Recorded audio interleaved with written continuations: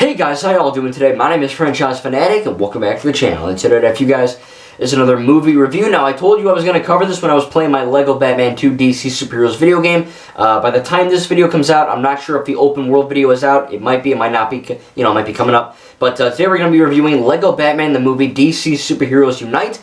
Not to be confused with, of course, the LEGO Batman movie. This one's called LEGO Batman the movie, kind of whatever. This movie came first, 2013. So, LEGO Batman 2 DC Superheroes came out in 2012 for a bunch of different consoles. I played it. In fact, I just finished playing it practically. Great video game for all ages. One of the best DC games ever. One of the best LEGO games ever. And the story is really fantastic, right? It's really about Batman and Superman and Robin trying to basically stop Lex Luthor and the Joker.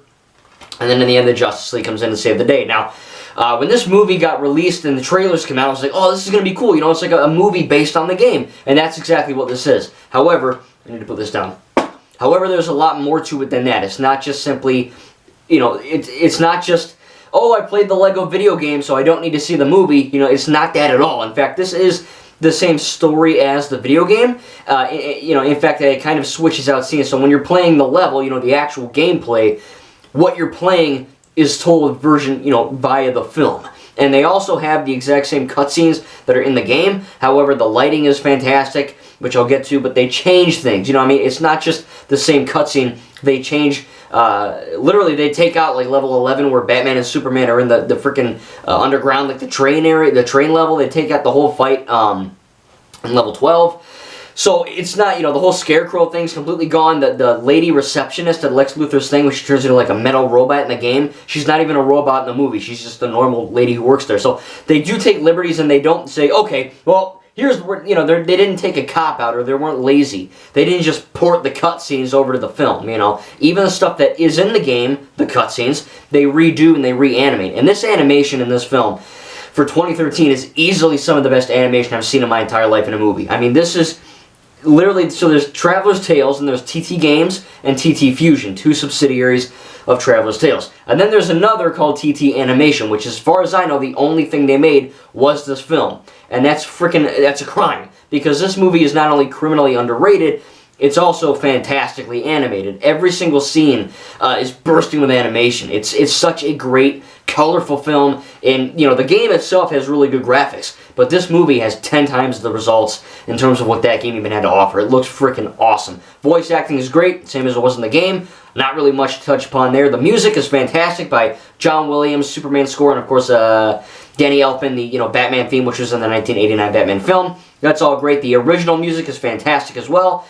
I think, like I said, probably one of the best things about this film is the directing and the shots. Now, John Burton, who founded TT Games, who's also a bit of an asshole, because we found out that he was basically a complete tyrant and tyrannical Nazi lord at TT Games with the Skywalker Saga, so F you, John Burton, but you can make a damn good film, so, you know, let me talk about that. So, essentially, this film, it could very easily, you know, fall into that trap of, like I said, oh, it's just the same thing as the cutscenes in the film, or, you know, oh, it's this versus that. But it's not. They didn't choose the lazy way out. They chose in fact, kind of a hard-working way in, because what they ended up doing is there's a lot of long takes and a lot of long shots, and this is not a kid's film. This is a film for everyone.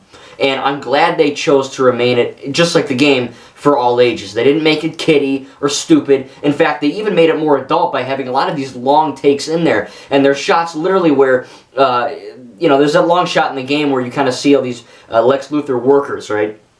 And they're making the Joker mech. They have that, but they switch things out. So like a guy hits his head on the you know, my TV, on the lens of the camera. You know, there's a lot of in-jokes like that, Easter eggs. There's a scene where the whole level 4 where Batman and Robin are in Arkham Asylum beating the crap out of Scarecrow, that's not even in the freaking movie practically, because they do like a really awesome like shot over Arkham Asylum. I mean, there's a lot of really intense and great moments, but there's also some really awesome shots, like I was saying, lots of long takes, lots of long shots. And like I said, they really favor that. You know, they could have easily just quick cut it. You know, I mean, they could have just went, all right, shot there, cut, shot there, cut. That's the scene. No, they said, we're going to go with this the long way. There's a lot of shots like that. There's a scene in the end where you follow like the shot going kind of coming toward the camera of the Joker robot, and you see a police car, and Joker's robot just boom, smashes it, you know, and the bricks fly toward the screen. Or when Superman's flying, he'll fly like right close to the screen. There's a lot of things like that where it makes you feel like you're part of the action. And the video game didn't quite do that. The movie does, and I think that's what really stands out from the game. Now, again, in terms of the animation, it's flawless, really, truly flawless. Some of the scenes even look like motion capture. Like, when I was watching it when I was a kid, I was like, damn, like, this looks like motion. Like, there's a scene where, right after Joker breaks out of Arkham and Lex Luthor and Joker are kind of arguing over the Deconstructor, there's a scene where Lex gets into his VTOL, or, you know, the Lex Luthor mini helicopter thing. And the way, I'm not going to recreate it, but the way it effing looks, it looks like motion capture. You know, like, a lot of the animation here is kind of quick, and you can tell it's TT animation, and it's great, but it's a specific style. And then there are certain shots where literally he's like, you know, kind of, there's a little bit more weight to it. And there was, in fact, when John Burton, when he wasn't bitching and screaming at his employees, he actually would kind of focus and try to, you know, at TT Games back in, I think, 2006 or whatever, they would actually kind of check out motion capture for their games, for their game cutscenes. It didn't end up working, it looked kind of weird, but the wonkiness of the kind of slow motion heaviness translated to a few good shots here. And I swear to God, there's also a few frames where Batman, they literally have like a real plastic minifig in certain shots. It looks that good. A lot of the scratches and like kind of debris, kind of like the Lego movies, the officially theatrically released 4 Lego films, they kind of have that feel, and it looks freaking phenomenal, man. I tell you, the voice acting is great. Again, it is not just, oh, I played the game and that cutscene's in this game, in this movie.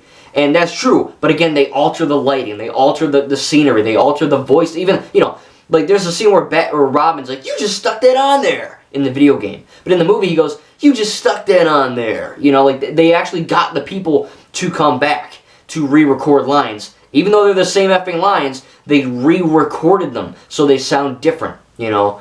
Like, it's such a fantastic effort by John Burton, and again, I hate the guy, but he can make a good film, and he can make a really good gaming company. And I've never seen a video game company make a film based on their game that is not a cop-out, that is not just, you know, oh, you're lazy. You know what I mean? Like, watching this movie makes me want to replay the game, and I just freaking played it. And that's important, too. If you have not played Lego Batman 2, first of all, play it. But if you haven't, and you see Lego Batman the movie DC Superheroes Unite, this film, you do not need to play the game, and vice versa. You know what I mean? If you played the video game, it's not like, oh, well, I played the game, I don't know why. No, if you played the game, watch the friggin' movie. It's criminally underrated. It's probably super cheap on eBay or Target or, you know, Exchange, whatever. It's very, very cheap, I would assume. It came out in 2013, and it's well worth your money, trust me. For 71 minutes, this is one of the best Lego films, and one of the best DC films I've ever seen. I'm not joking. I'm not biased. Oh, I love Lego. No, this is a well-made movie. If you're a kid, teen, or adult, if you haven't played the game, or if you have played the game,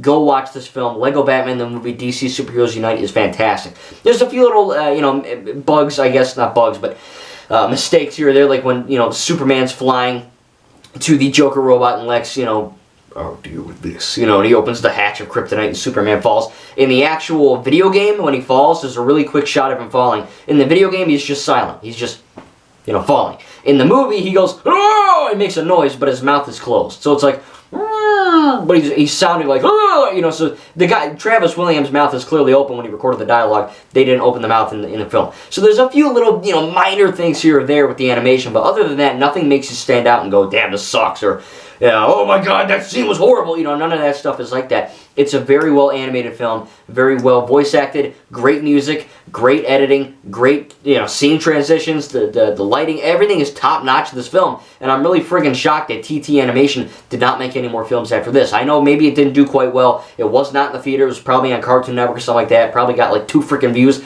But I bought it. It was a good movie. What do you want to do? I got it again in 2013. The year of Lego Marvel Superheroes and Lego City Undercover, a year after Lego Batman 2 came out in 2012, but it's still a great film. Again, point being, if you have played this game, if you have not played this game, go check this film out. Tell me in the comments what you think down below about Lego Batman the movie, DC Superheroes Unite. If you have seen it, again, most of you probably have not seen this because it's kind of not really well known. It's kind of a diamond in the rough, so to speak. You know what I mean? It's kind of shoved in the corner, but it deserves the spotlight. You know, it's a dang good film, and I cannot wait to rewatch it one of these days. I haven't seen it in a bunch of years, and in fact to rewatch it and kind of review it for you guys. I think I'm reviewing this for the first time. It's a fantastic film, and I really cannot recommend it enough. If you have seen this game, seen this movie, or played the game, whatever, tell me what you think down below. But it's great. I mean, again, there's a few little hitches here or there, but I'm going to give Lego Batman the Movie DC Superheroes Unite a 9.5 out of 10. I normally don't give 9.5s. I was going to give it a 10, but then I'm like, there's a few animation things, and I do have to mention it, so 9.5. Just shy of a flawless review for me. I really do think this is a great film, though. If you have checked it out, have not checked it out, make sure to do that. And play Lego Batman 2 again. If you haven't seen me, I just finished my recordings of it. Go check out all those videos. Just type in Lego Batman 2 Franchise Fanatic. All the videos will pop up. It should be really quite easy. Again, if you have not seen, I either posted the open world gameplay of that game, or I will be doing that soon. I'm not quite sure which order I'm going to do that crap in, but still can't wait to do that. Again,